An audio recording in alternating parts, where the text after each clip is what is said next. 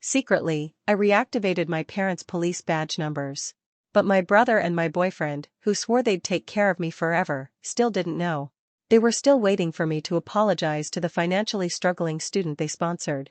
They had already decided, in perfect sync, that they would tell me that day, that every time they'd blindly taken her side, it was only to repay her for saving their lives years ago. But now, I had already secretly gotten into the police academy and reactivated my parents' badge numbers. They didn't need to hurt me anymore, and they certainly didn't need to keep trying to force me to apologize. On my first day reporting for duty, sitting in the police car, they were still waiting for me at home. They could finally stop taking sides, finally return to the happy life we once had. However, they waited from dawn till dusk, but I never appeared. What arrived instead was the news of my death. In the Veterans Memorial Park, rows of tombstones stood solemn and dignified under the sunlight. I put down the flowers in my hand, looking at the black and white photos of my parents, tears welling up in my eyes. Captain Miller, from the Chicago Police Department's Homicide Division, looked at me, his fallen comrade's orphan. His usual kind expression was gone, replaced by a cold, serious look. "Chloe, are you sure you want to reactivate their badge numbers?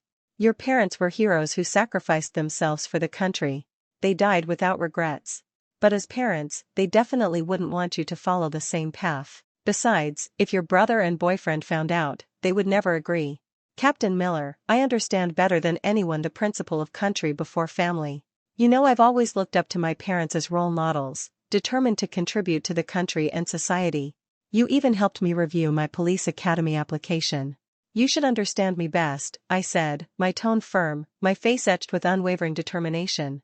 After a long pause, Captain Miller sighed. "Since your mind is made up, I won't try to persuade you anymore. Narcotics officers must operate anonymously. None of your current identities can be used. I'll arrange a fake death immediately to make the identity of Chloe completely disappear from the world.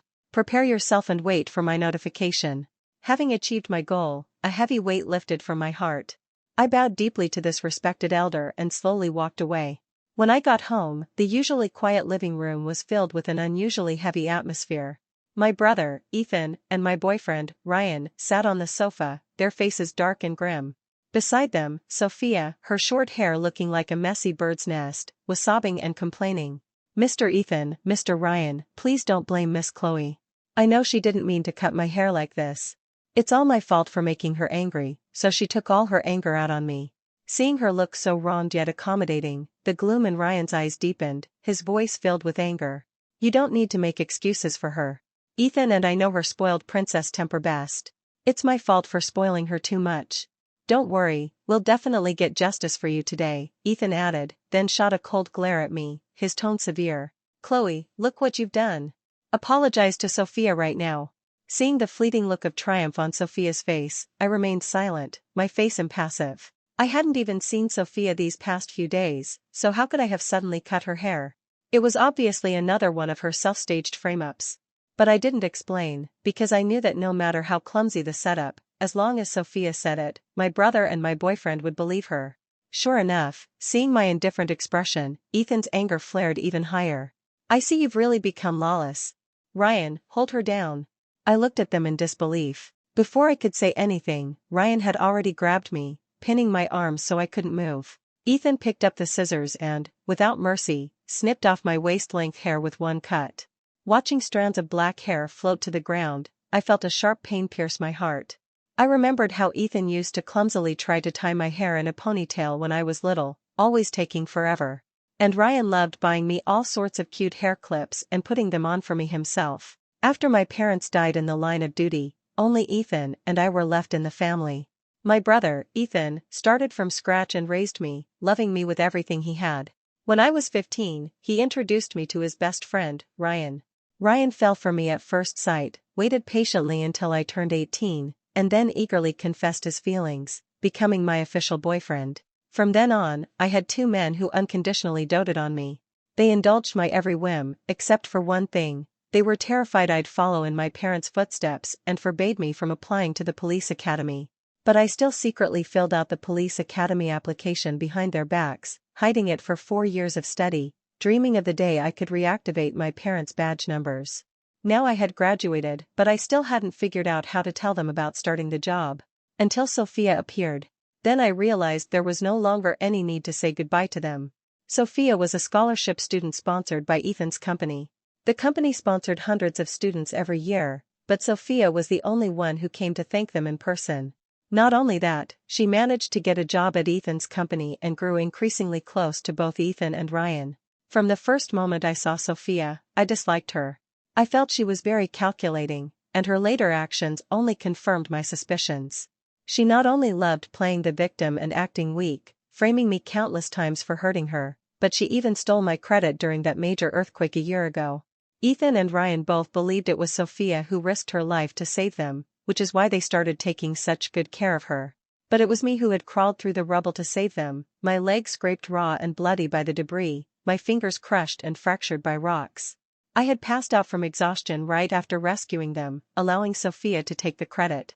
Being falsely accused time and time again had already chilled my heart, which was why I hadn't planned on telling them about reactivating my parents' badge numbers either. Still, I never thought they would cut off my long hair so ruthlessly just because of a few accusations from Sophia. After my hair fell to the floor, Ryan let go, and Ethan threw down the scissors. Then they both went to comfort Sophia and take her to dinner, never looking back at me again. Watching their departing backs, I slumped onto the pile of cut hair on the floor, a weary smile on my face. The next morning, when I opened my bedroom door, Ethan and Ryan were waiting outside, frowning at me. "Chloe, don't throw these princess tantrums anymore. Sophia is our family's savior, you need to treat her well. The person we love most has always been you. Being nice to her is just repaying a debt. Don't be jealous over nothing." I had grown tired of hearing these words over the past year. My lips barely moved as I uttered a number. 95. The two men exchanged a look, then said in unison, "What 95?" I looked at them quietly, my voice as flat and lifeless as stagnant water. "Ethan, Ryan, this is the 95th time you've hurt me for Sophia. By the 100th time, the me you claim to love most will be completely dead." Ryan and Ethan's faces instantly darkened. "Chloe, don't make such unlucky jokes." I chuckled lightly, my tone exceptionally sincere. "I'm not joking." Ethan thought I was just sulking and frowned slightly. "You're well protected by Ryan and me right now. Who would dare touch you? What could possibly happen? Where did you go yesterday? Why did you come back so late?" Ryan sensed something was wrong and pressed further. My eyelashes fluttered. Just as I was about to speak, a ringing phone interrupted me. Seeing it was Sophia calling, Ethan quickly answered. Soon, her tearful voice came through the phone. "Mr. Ethan, I've tried everything to make Miss Chloe happy, but she still can't stand me. Since that's the case, I have no choice but to leave. I put my resignation letter on your desk. I'm going back to my hometown today. Goodbye." Hearing this, both men couldn't sit still and rushed off to the company. Watching their figures quickly disappear through the doorway, I gave a self-deprecating smile and quietly returned to my room. I gathered all my things, sorted them, and threw them into the trash one by one. Gifts Ethan bought me, matching items Ryan bought, photos of the three of us together. I didn't keep a single thing. After a busy day, Ethan and Ryan returned with Sophia in the evening. The moment they saw me, their faces turned cold, and they started scolding me. "Chloe, why did you hire people to splash paint on Sophia's house? She has nowhere to live and you forced her to the point of quitting. If Ryan and I hadn't tried our best to persuade her to stay, she really would have gone home. How far are you going to take this recklessness? You used to be so obedient and sensible. Why did you become so jealous after Sophia appeared? Was I the one who changed? Wasn't it them?" Seeing their indignant expressions, a deep weariness filled my eyes. I no longer wanted to make pointless defenses. My silence, in their eyes, was an admission of guilt. Ethan held back his anger and said coldly, "Sophia's place is uninhabitable now because of what you did. She'll stay with us for a while. You caused this mess. Your room is the best one, so as punishment, you'll give your room to Sophia." I glanced at him, having no intention to argue, and simply placed the key on the table without any hesitation. It was perfect, actually, since I was leaving soon anyway. Then, Ryan frowned again. "Sophia is allergic to pollen. No flowers are allowed in the house from now on." I looked at him too, then called the housekeeper and instructed him to remove the large patch of roses in the backyard overnight. Ryan had planted that vast expanse of roses because I loved them. Now that I planned to break up with him, the proof of our love was meant to be removed anyway. After all this, they still weren't satisfied. "Sophia is a light sleeper and can't stand any noise. Mittens is too noisy. You're not allowed to let her out anymore. Mittens was the cat they had given me years ago to cheer me up, my companion for many years. 2 hours later, staff from a pet agency arrived. I sent the cat I had raised for 5 years away for boarding. Seeing my compliant attitude, both Ryan and Ethan sensed something was different. I offered no explanation and went upstairs alone. Looking at the empty new room, I felt a strange sense of relief. Since I was leaving soon anyway, these things needed to be cleared out. I didn't want to leave any trace of Chloe behind. Late at night, a persistent knocking broke the silence. Startled awake, I opened the door to see Sophia. She held up her hand, revealing a jade bracelet on her wrist, her face full of smug satisfaction. Miss Chloe, Mr. Ethan gave this to me this morning. I don't know much about jade, could you help me check its quality? How much do you think it's worth? During this waiting period before my departure, I didn't want any interaction with her. So, the moment I saw it was her, I intended to close the door immediately. But the bracelet made my pupils constrict violently. It was the last heirloom my parents left for my brother and me. Why would Ethan give it to an outsider? How could he possibly give this bracelet to you? Give it back. My expression changed drastically, and I instinctively reached for the bracelet. Seeing me reach out, a triumphant smile appeared on Sophia's face, and she turned and ran. I chased after her, about to call out, when I saw her shoot me a smug look, then spread her arms and fall down the stairs. A loud thud suddenly alerted Ryan and Ethan, who were discussing work in the study. Seeing Sophia lying in a pool of blood, barely conscious, they were both terrified. Ryan flew down the stairs and swept her into his arms. Sophia! Wake up, wake up! Ethan grabbed my hand directly, questioning me fiercely. I knew you were just pretending to be obedient yesterday. The moment our backs are turned, you find ways to bully Sophia. Chloe, you've disappointed me so much. Sophia's injuries were serious and couldn't be delayed. They quickly drove her to the hospital, forcefully dragging me along so I could apologize to her immediately. Not long after Sophia was wheeled into the operating room, a nurse rushed out anxiously. The patient has lost too much blood. Who has Rh-negative blood? Almost instantly, Ethan and Ryan grabbed my hand. She does. Anger simmering inside me, I violently shook off their hands. I won't donate. Why should I donate blood to her? Her fall was self-staged. Both men were furious with me. Ethan took off the bracelet, held it high, and threatened, Chloe, you won't go? Then I'll smash this bracelet as an apology to Sophia. If you don't go, and something happens to Sophia, we'll call off the engagement. They spoke in unison, venting their frustration over a woman who staged her own accident.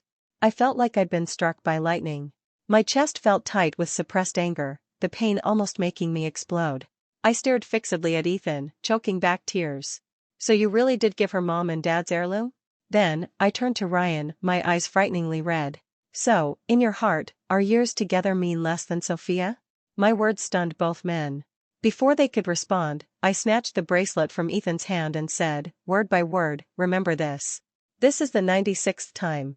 In the end, I donated 600 cubic centimeters of blood at once. After resting for a long time, my legs were still weak when I left the hospital room, needing support. Ethan and Ryan still wouldn't let me leave, insisting I wait until Sophia woke up. It wasn't until the next morning that I finally left the hospital. I held onto the handrail, slowly descending the stairs. Just as I reached the street corner, I received a message from Sophia. How does it feel to be framed and unable to explain yourself? Chloe, you'll never win against me in this lifetime. They don't stand by you. You must be heartbroken, right? Don't worry, I prepared a surprise for you. Remember to check for it. A surprise? Remembering all the tricks and traps she had designed before, my heart sank. I touched the needle mark on my arm, about to hail a cab, when a car sped directly towards me. I didn't have time to dodge. Like a broken kite, I flew several meters and landed heavily on the ground. Blood pooled beneath me, a horrifying sight. Pain shot through every part of my body, making me feel like I was being torn apart. My consciousness became hazy. In the blur, I felt someone take me to an operating room amidst a clamor of voices. That Miss Sophia clearly woke up yesterday and is fine now, but she insists this hurts and that aches, making Mr. Ethan and Mr. Ryan book the entire hospital wing and assign all available surgeons to examine her. Now this Miss Chloe suddenly has a car accident, and there isn't even a doctor available for surgery. What do we do? Quick, go ask if they can spare one doctor for the surgery? 10 minutes later, someone ran back, their tone full of helplessness. They refused. They insist we transfer the patient to another hospital, saying they'll cover all the costs. Transfer? She's injured so badly, how can she survive a transfer? Is only that Miss Sophia's life precious, and everyone else's life worthless? The noisy arguments faded around me. I felt like I couldn't hear anything clearly anymore. My vision blurred with tears. In a daze, I seemed to see the past. Back then, if I just had a cold or a fever, Ethan would worry endlessly, calling many doctors for consultations. Ryan would stay by my side constantly, even drinking the same medicine with me just to make me happy. But that was a long, long time ago. Now, I was on the brink of death, alone, without even a single doctor. My eyelids felt leaden, the willpower sustaining me gradually dissipating. Before completely losing consciousness, I managed only a faint, unclear whisper. The 97th time. When I woke up again, I saw two faces filled with guilt. Ethan tucked the blanket around me, his voice laced with apology. "Chloe, I'm sorry. We didn't know it was you who had the accident." Ryan brought a cup of warm water, wanting to feed me, his eyes overflowing with heartache. "You were fine when you left. How did you get hit?" Remembering the messages I received before the accident, I looked away, my voice raspy. "Ask Sophia." The implication was clear: Sophia did it all? The expressions on Ethan and Ryan's faces froze, instantly turning grim. "Chloe, why are you still slandering Sophia? She's just a girl from the mountains, how could she possibly plan something like this? Yeah, Sophia is still lying in the hospital. How could she have time to go harm you?" Seeing their certainty, I didn't want to waste my breath. I closed my eyes, my voice heavy with exhaustion. "I'm tired. Please, just leave." The two men, who still wanted to explain, saw my pale face and finally retracted their words. They left the room one after the other. A few minutes later, my phone on the table rang. "Chloe, I've arranged everything. We should be ready to leave in about a week." "Understood.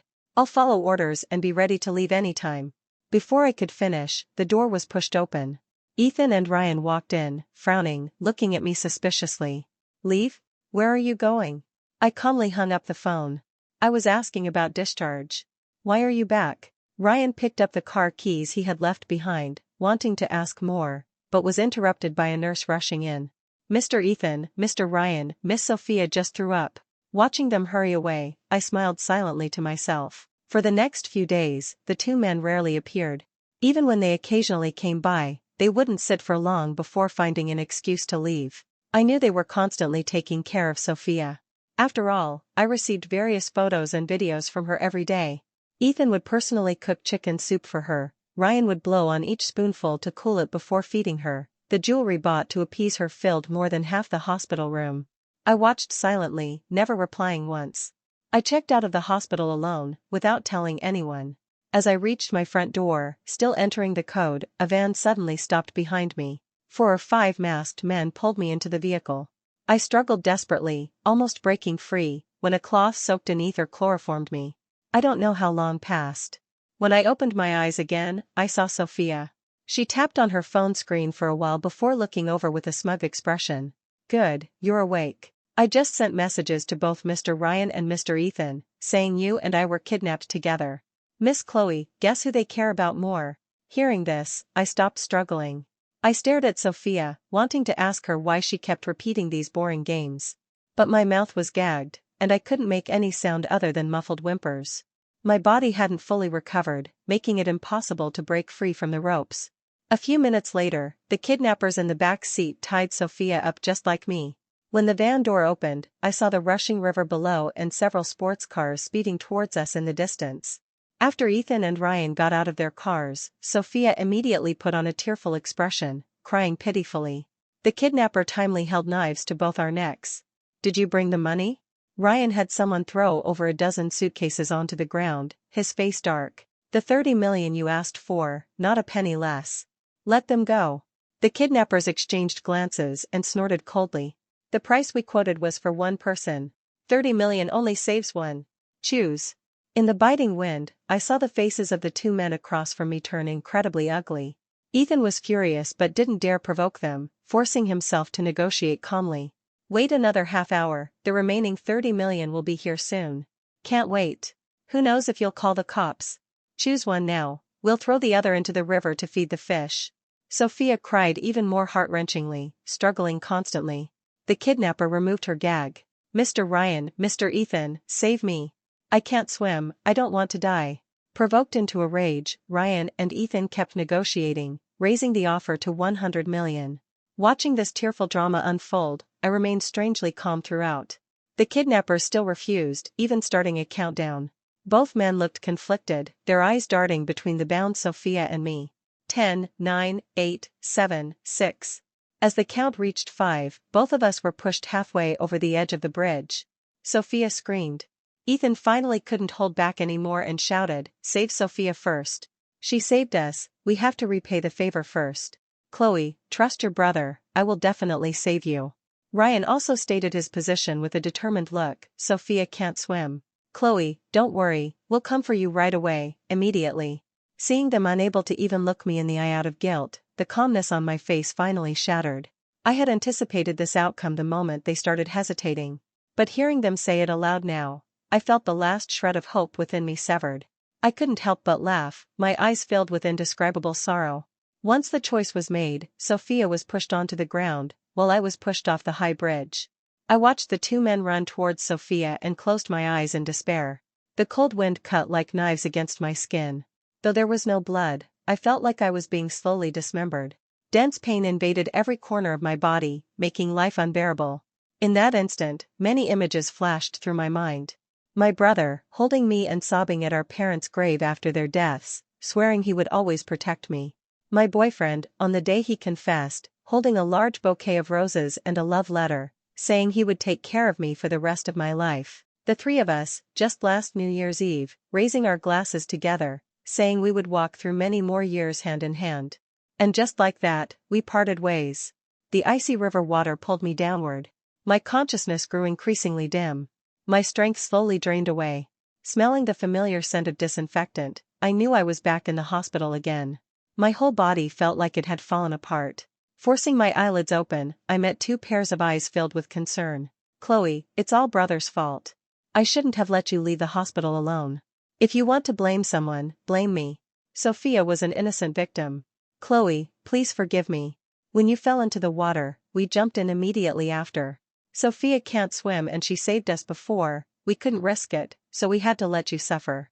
I promise you, it will absolutely never happen again." I was so tired of hearing these words, my ears practically calloused. I didn't vent my frustration, nor did I have the strength to question them. I just murmured something, my voice barely audible.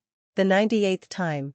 After resting for a day, I finally made it home safely. Pushing open the door, I saw the living room decorated with balloons and remembered it was my birthday.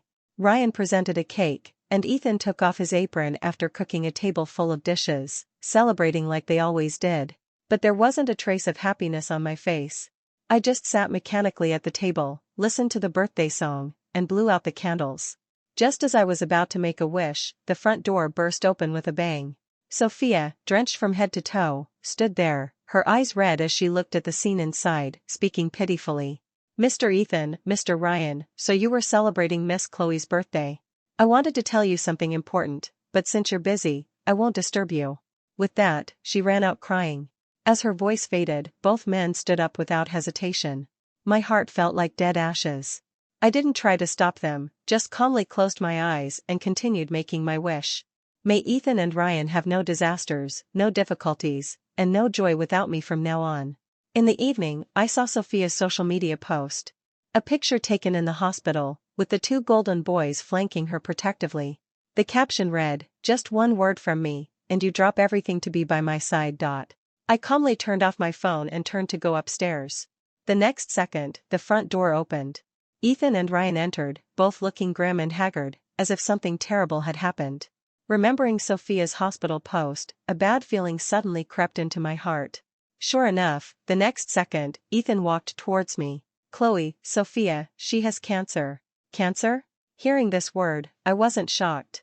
Not because I was cold-blooded, but because I had seen through all of Sophia's tricks. Enjoying the affection of these two men as she was, how could she suddenly develop cancer? She must want something. As expected, Ethan continued, "During the earthquake back then, Sophia risked her life to save Ryan and me. That's how we survived. I already see her as my own sister. Now that she has a terminal illness, her only wish is for Ryan to accompany her through her final journey, to hold a fake wedding." Hearing this, my mind went blank for a moment. My first reaction was to look at Ryan, who had been silent since entering the room. You agreed? Ryan's voice was raspy. Chloe, I understood. I said, Lee, saving a life is better than building a 7-story pagoda. Do as you please. Seeing me agree so quickly, Ethan and Ryan showed expressions of surprise mixed with joy. They didn't overthink it, just praised me a few times and hurried away. I watched their backs, letting out a soft laugh. A wedding, could it really be fake? But whether it was real or fake didn't matter anymore. I was leaving soon. None of it had anything to do with me. After a night of hasty preparations, the wedding ceremony began in the hotel ballroom. Although it was supposedly fake, the scale and the guest list were top-notch. I sat alone in a corner, facing prying eyes from all directions, remaining completely calm. When the wedding march began, I watched Ethan walk Sophia down the aisle and hand her over to Ryan.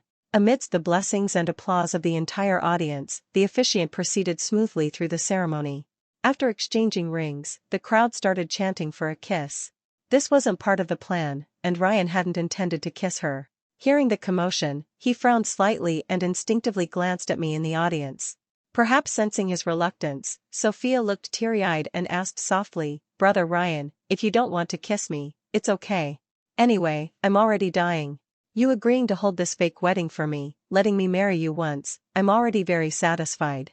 Seeing her sad look, Ryan felt sorry for her. He struggled internally for a moment, then finally lifted her veil and gently kissed the corner of her lips. Everyone erupted in excitement, screaming unrestrainedly. I looked away, put down the dessert I couldn't swallow, turned, and left the ballroom. I sat alone in a corner, hidden behind a large flower stand.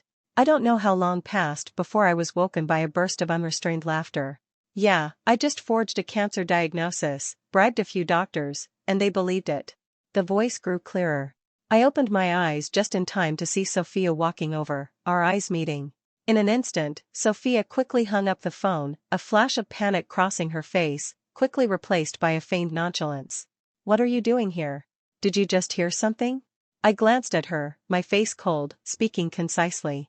Didn't hear anything. Even if I had, what difference would it make? Even if I told them, they wouldn't believe me. After speaking, I ignored Sophia's reaction and got up to leave. Sophia naturally didn't believe me. She spent the whole day nervously, but saw no sign of me telling on her. This calm reaction made her increasingly uneasy. She thought about it all night and finally decided she couldn't just wait passively.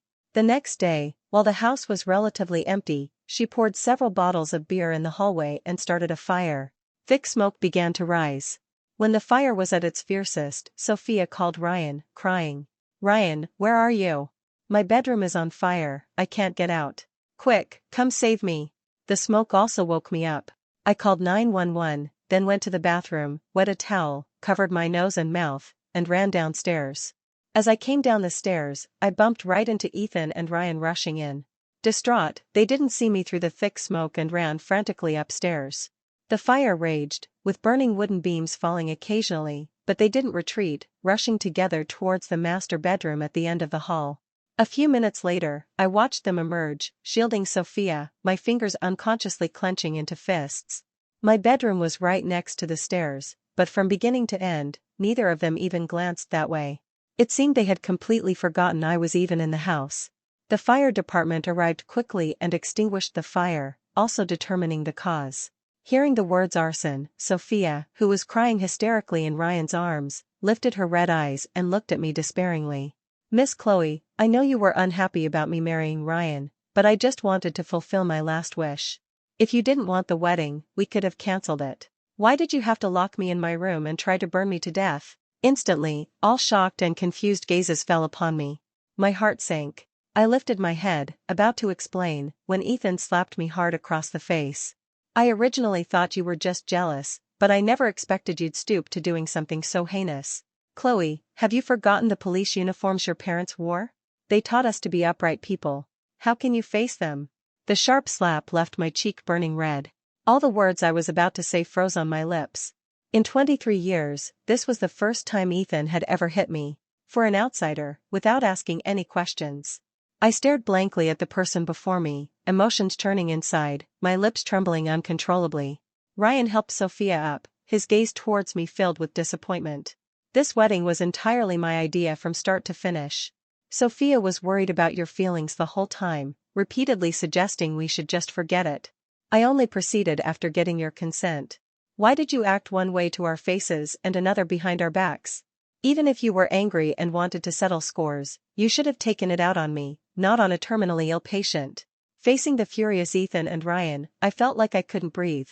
I opened my mouth, took a deep breath, and managed to pull back my frayed sanity. First, the firefighters only determined it was arson, they didn't say I started the fire. You believed her word alone and decided I did it? Second, I know my parents were police officers.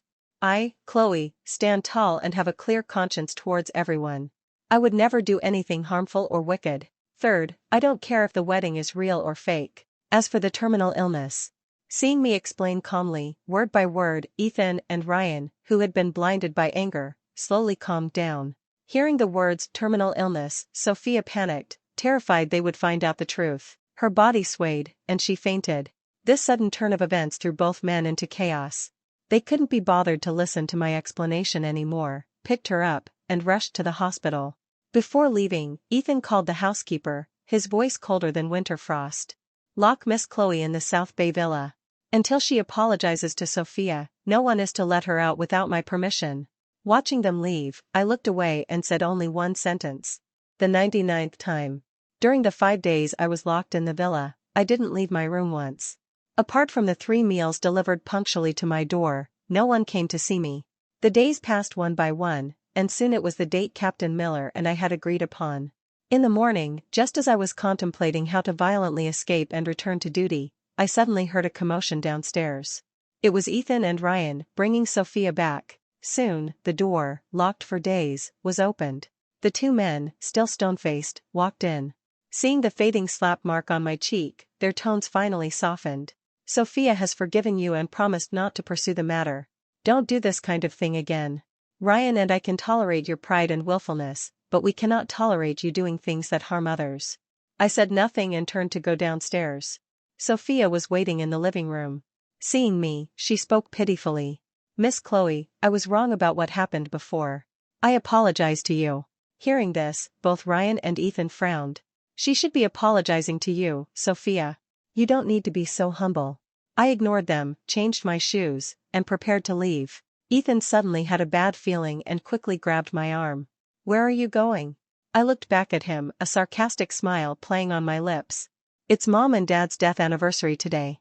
You forgot. The wind in the mountains was strong, making my clothes whip around. I placed the chrysanthemums down and kowtowed heavily several times before the tombstone. Seeing the blood seeping from my forehead, both Ryan and Ethan looked distressed and quickly pulled me up. All right, Mom and Dad know your heart. There's no need to kowtow like this. They'll be happy in heaven seeing you well. Don't do things that hurt yourself and others anymore, okay? Nearby, Sophia saw this and also kowtowed, hitting her head and letting out a soft hiss. Instantly, both men released me and turned, protectively holding her in their arms, their eyes full of concern. Chloe should kowtow, Sophia, but you don't need to kneel down too. Sophia blinked, squeezing out a few tears. I know Uncle and Auntie were great heroes, and I know Mr. Ryan treats me like a sister. In my heart, I'm already part of the family, so I definitely had to kowtow. Seeing her sensible appearance, Ethan paused, his gaze towards me becoming somewhat complicated. Ryan also sighed softly, bent down to brush the dust off her knees, and noticed the blood on her forehead was flowing more heavily. He immediately wanted to go down the mountain to get bandages. Ethan, also extremely concerned, remembered there was disinfectant in the car and quickly went down with him. Soon, only Sophia and I remained at the cemetery. With no one else around, Sophia dropped her frail act and started provoking me again, haughty and arrogant. Chloe, the 2 men who doted on you the most now only listen to me. Aren't you heartbroken? So what if you're a rich young lady? You still lost to me. I ignored her, silently throwing paper money into the burning basin, whispering, Dad, Mom, I've decided to carry on your legacy. From now on, the person Chloe no longer exists in this world, but I believe you'll understand my choice. With a bang, Sophia kicked over the fiercely burning basin. Sparks flew out, leaving red marks all over my hands. I finally couldn't take it anymore, stepped forward, and slapped her hard across the face. Sophia, are you crazy? I'm warning you, don't provoke me again, or I'll expose everything you've done. Sophia seemed surprised that I would actually hit her. After a moment of fury, she sneered, "Go ahead, expose me. I'm telling you, no matter what you say, they won't believe you." She was right about that. So this time I wouldn't say anything more. I would simply die. I gave her a cold look and turned to leave. Sophia chased after me, grabbing my hand. "Chloe, don't be so arrogant. Let me tell you, I hate this attitude of yours the most. So what if you're a rich young lady? Soon, your brother, your boyfriend, they'll all be mine. Just wait and see." I tried to shake her off, but Sophia gripped tighter. Tangled together, we lost our balance and tumbled down the steep steps. I landed underneath, my head hitting the wall directly. Blood dripped down from my hairline. Under the intense pain, my vision went black. Touching the wound, my fingers came away sticky. The metallic scent of blood filled the air. I had no strength left, collapsing in a pool of blood, gasping for breath. As light gradually returned to my vision, I heard two anxious voices.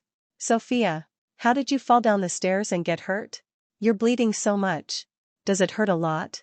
Don't be afraid, brother will take you to the hospital right away."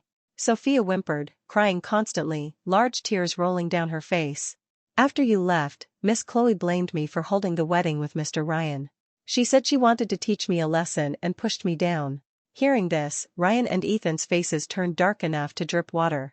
They looked coldly at me lying on the ground, their patience finally snapping. Again and again, "Chloe, how long are you going to keep acting up? Doing this in front of Uncle and Auntie's grave, aren't you afraid they'll see? Chloe, you disappoint me so much.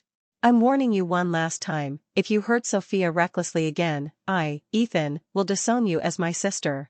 Watching them protect Sophia, the last bit of light in my eyes extinguished. I looked at the ground stained crimson with my own blood, squeezing out a few words from my throat in response. "The 100th time. As you wished." Both men frowned, not understanding the meaning behind my words. But they were worried about Sophia's injuries and didn't press further, picking her up and leaving. Before departing, they left only a heartless sentence hanging in the wind. "You stay here and reflect. We'll pick you up when you've figured things out." Watching their retreating figures, I weakly shook my head, my voice barely audible. "I won't go back, Chloe, we'll never go back." Warm tears traced paths down my cheeks, then slowly dried, leaving no trace. When the bleeding finally stopped, I regained some strength and struggled down the mountain. Dark red blood left a long trail on the steps. A car was parked at the foot of the mountain. Captain Miller, who had been waiting for a long time, was startled by the smell of blood on me and quickly came forward to support me. "What happened?" I waved my hand dismissively, my voice hoarse. "Nothing, just fell.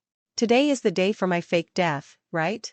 Seeing no obvious wounds on me, Captain Miller didn't doubt further and nodded. He turned around, and when he looked at me again, his tone became extremely serious. "Comrade Chloe, welcome to Operation Sunshot. From today onwards, all your previous identities will be erased. You have no name, no identity, but you are a hero respected by all. Badge number 014890 officially reactivated. Salute." I slowly raised my hand in salute, my eyes filled with mountainous determination. Red heart for the country, unwavering resolve. After the car door closed, a fake corpse dressed in clothes identical to mine was thrown onto the road. A speeding truck dragged me along, slowly grinding the body into pulp.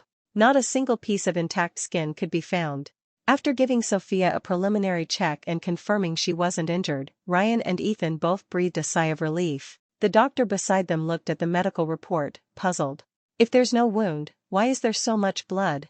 Was there another injured person at the scene?" Hearing this, both men pictured me lying in the pool of blood, their eyelids twitching. But the thought flashed by quickly, dispelled by Sophia's next words. "After I fell, Miss Chloe poured a bag of blood plasma on the ground and fell down too. That's where the blood came from." The doctor gave her a surprised look, about to object, but saw Ethan nod with a dark face. "It's true she's done this kind of thing before. Sophia, don't worry, I will definitely get justice for you." Sophia looked moved, tears welling up. Ryan gently rubbed the bruises on her body, constantly comforting her.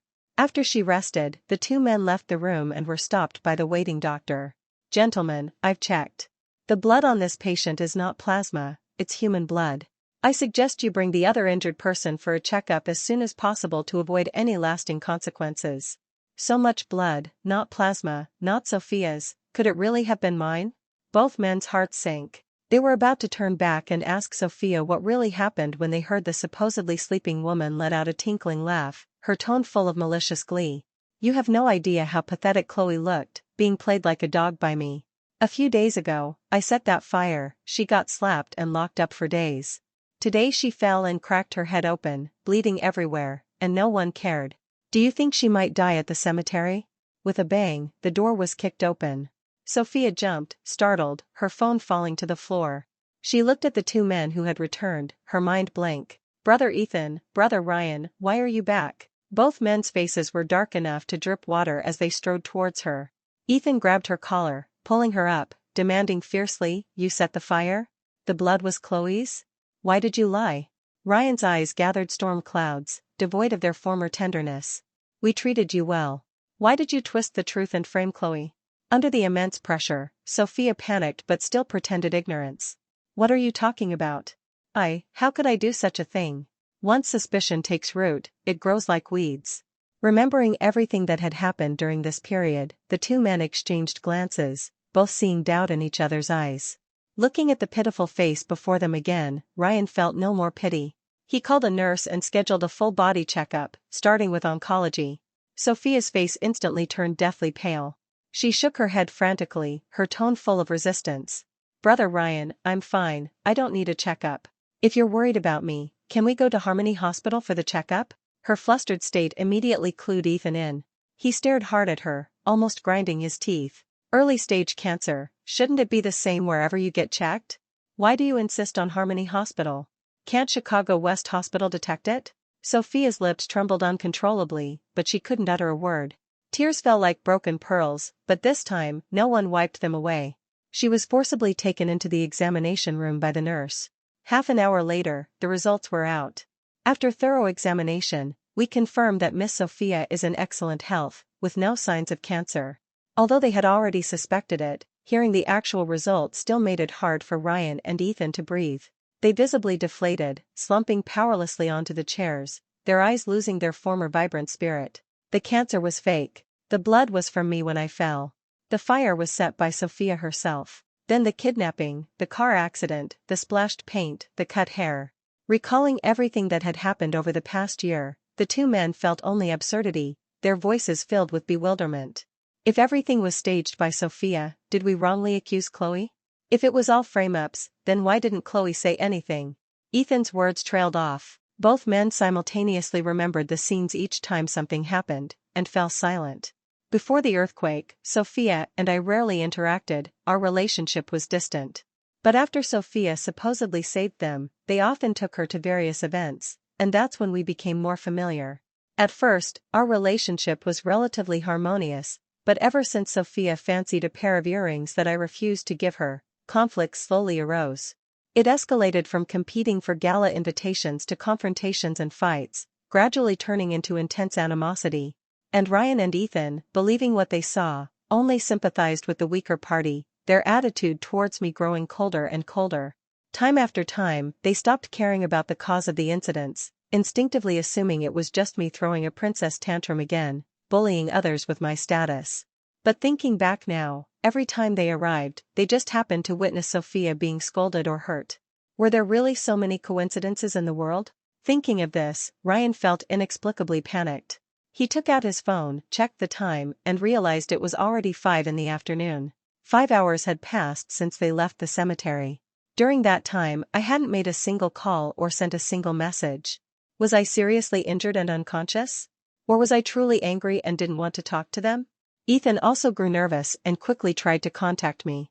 But after calling over a dozen times, my phone remained off. On the 28th call, Ryan couldn't sit still any longer and got up, heading towards the garage. Ethan followed, and they drove back to the villa first. Hearing the housekeeper say he hadn't seen me all day, their heartbeats quickened, and they rushed frantically towards the cemetery. On the way, they received a call from the police. Mr. Ryan, we've apprehended the suspects in the kidnapping case. They confessed that the kidnapping was orchestrated by someone named Sophia. Do you have time to come to the station for identification? This news struck Ryan and Ethan like a thunderbolt. They never imagined Sophia could be so wicked. They had given her so much trust and affection, why would she do these things to drive a wedge between us? Ethan slammed the steering wheel, his mind consumed by one thought, go back to the hospital and confront Sophia. Although Ryan was also furious, he maintained basic rationality. Let's find Chloe first. It's so cold, I'm worried about her safety. Ethan nodded heavily and accelerated. In the deepening darkness, the area outside the cemetery flickered with lights, bright as day. The fluctuating sound of police sirens unsettled both Ethan and Ryan. Seeing the police tape, both realized something had happened.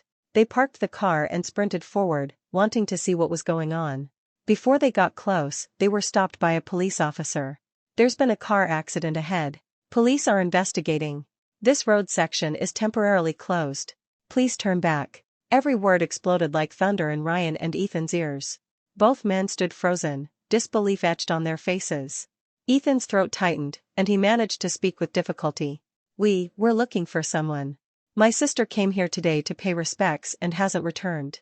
The officer sensed something unusual. She took out her phone, opened the photo album, and showed them pictures taken at the scene. Was your sister wearing a black coat today? Seeing the pieced-together remnants of the coat on the screen, and the familiar white chrysanthemum brooch on the chest, Ethan's vision went black. Ryan barely managed to catch him, his heart pounding like a drum, hands clenched tightly, clinging to the last shred of hope as he asked, Where did you find this coat? Chloe, where's Chloe? The officer sighed heavily and gently shook her head. Your sister was in a car accident this afternoon. She has passed away. Please accept my condolences. Passed away? Passed away? How could that be possible? When they left the cemetery that afternoon, she was fine, she even spoke to them. Only half a day had passed, how could she be dead? Ethan and Ryan simply couldn't accept this outcome. Like madmen, they tore through the police tape, rushing inside, wanting to disprove this fact. But when they pushed through the crowd and lifted the white sheet, seeing the mangled mess of flesh beneath, they finally broke down completely. The two titans of the business world, usually decisive and commanding, now wailed like children. Heart-wrenching cries pierced the silent night, echoing through the mountains, lingering for a long time. Waking up again, seeing the white walls, Ryan felt like he had just had a nightmare. He dreamt that I had died. But how could a perfectly healthy person like me suddenly meet with misfortune? He kept shaking his head, trying to banish the thought. But when he turned and saw Ethan squatting numbly in the corner, he felt as if his throat was constricted, unable to breathe. The lingering sense of foreboding took root and sprouted within him. His lips trembled, desperately wanting to ask for confirmation that it was just a dream, when the door opened. Several police officers walked in holding a file. Mr. Ethan, Mr. Ryan, based on the medical examiner's report, we have confirmed that the victim in this car accident is indeed Ms. Chloe. Both men simultaneously looked up, their eyes red, roaring incessantly. Impossible. We just saw Chloe yesterday, she was fine. How could something happen to her? My parents were police officers, my sister attended the police academy. She's not like other girls, she couldn't have died. Several junior officers, afraid the two men would faint again, quickly stepped forward to console them. The officer in charge of the case adjusted his glasses and waited for them to calm down before relaying the details. We reviewed the cemetery surveillance footage. We found that Ms. Chloe fell from a height, sustaining a head injury and bleeding. After you arrived and rescued the other woman, she lay alone at the cemetery for over an hour before heading down the mountain. However, due to excessive blood loss, she collapsed on the road and was run over and dragged by a large truck, resulting in her death. Just hearing the description allowed Ethan and Ryan to imagine the horrific scene. The police handed over several photos from the surveillance footage. Seeing the bloodstains covering the steps and the figure collapsed on the road, Ethan broke down sobbing uncontrollably. Ryan clutched the photos tightly, his eyes vacant. His mind kept replaying the moment he carried Sophia away from the cemetery yesterday, the last glance he took back. I was lying in a pool of blood, motionless, silent. In that moment, the thought of turning back to take me with him had crossed his mind. But ultimately, he didn't turn back. And so that farewell, that last look, became the final one. After an exhaustive search by the police, only 60% of my bodily tissues were recovered. Looking at the autopsy report stating severe dragging and crushing injuries, facial features unrecognizable, Ethan and Ryan felt their blood run cold. They couldn't imagine the suffering I endured before death. Bones broken one by one, flesh scraped away and ground into bloody pulp, not a single patch of intact skin. Heart-wrenching pain spread from their chests throughout their bodies, causing unbearable agony. These past few days, they had cried themselves dry, unable to shed any more tears. They could only dig their nails into their blood-streaked hands, hoping to numb the pain with more pain. Seeing their state, the medical examiner sighed and handed them a document. The deceased's appearance is severely damaged. We recommend proceeding with cremation as soon as possible so the deceased can be laid to rest. Ethan's hand trembled as he signed his name in the family member section. As the final stroke fell, he felt the breath that had sustained him finally dissipate. Beside him, Ryan stared blankly at the white sheet, his eyes dull and lifeless. The room fell into dead silence. After an unknown amount of time, a secretary entered and reported softly, "Mr. Ryan, Mr. Ethan, the matter you requested has been investigated. We showed Miss Sophia's and Miss Chloe's photos to the Earthquake Rescue Organization. They confirmed that the person who rescued you disregarded her own safety back then was Miss Chloe. At the time, the organization believed no one survived in the collapsed area, but she insisted on digging through the rubble. She dug alone in the disaster zone for 2 days to rescue you, finally collapsing from exhaustion and needing a long recovery period." This news pierced Ethan and Ryan's hearts like sharp blades. Both men shuddered, their haggard faces completely drained of color. So the person who saved their lives wasn't Sophia at all. It was me, the one they had treated unfairly and repeatedly hurt. Instantly, their hearts felt like they were being roasted over a fire, an unbearable torment. And the devastating news didn't stop there. We also tracked down the thugs who splashed the paint. They confessed that Sophia ordered everything, even the previous robbery and the incident at the bar were staged by them. These belated truths, against the backdrop of the established tragic reality, seemed so absurd and comical. Their self-proclaimed act of repaying kindness was, in fact, repaying kindness with malice. Being hurt time and time again by the brother and boyfriend she was closest to and trusted most, how disappointed, how sad must I have been. Ethan and Ryan didn't dare to think further. Guilt and regret washed over them like tidal waves, completely engulfing them. Before my body, for the first time, they uttered the words "I'm sorry. It's brother's fault. Chloe, I watched you grow up, how could I doubt you'd do those things? You must hate me, right? I shouldn't have left you at the cemetery, causing you to die tragically in the wilderness. Mom and Dad, seeing this from heaven, must be heartbroken. That day I should have taken you with me. You were clearly the one hurting the most, how could I just leave? I promised to take care of you for life, yet I hurt you the deepest. I'm sorry, I'm sorry." Desperate cries echoed in the room, one after another, but no one would ever respond. My grave was chosen at Nanshan Cemetery. It was close to the Veterans Memorial Park, quiet, and rarely visited by outsiders. On the day of the burial, Ethan carried the urn, and Ryan held the portrait, walking up the mountain in the light rain. Besides a few relatives, the attendees were mostly my old classmates and friends. Seeing the black and white photo, everyone wondered how a perfectly healthy person could suddenly be gone. Because the news of my death came so suddenly, everyone felt heavy-hearted and couldn't help asking what had happened. I saw Chloe just a month ago. I invited her to my wedding in 2 months, she even promised to come, how could she just? I heard it was a car accident. Ethan, what really happened? We watched Chloe grow up, tell us uncles the truth. She was your own sister, dying so young.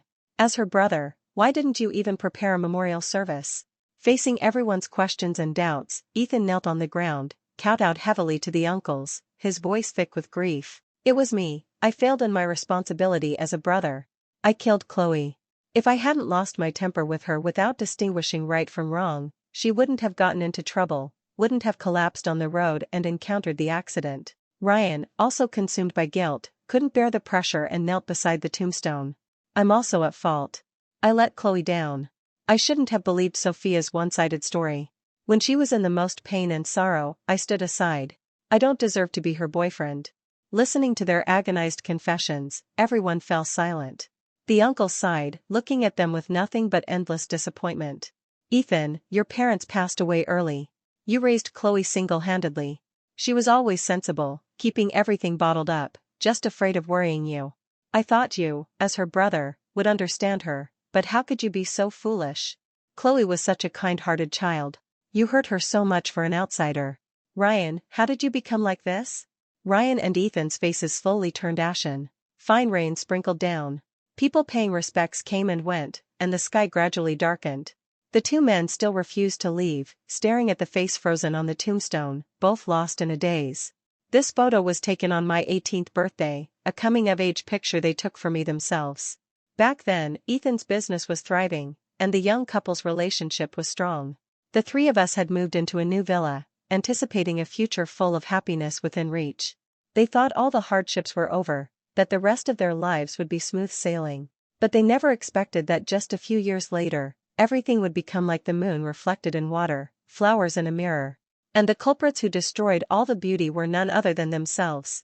If only they had stood firmly by my side, if only they had been more patient in finding out the truth, if only they had cared more about me. Everything would have been different. But there are no ifs in the world, no medicine for regret. The endless apologies and boundless guilt would accumulate in their hearts, becoming an eternal, unbearable pain.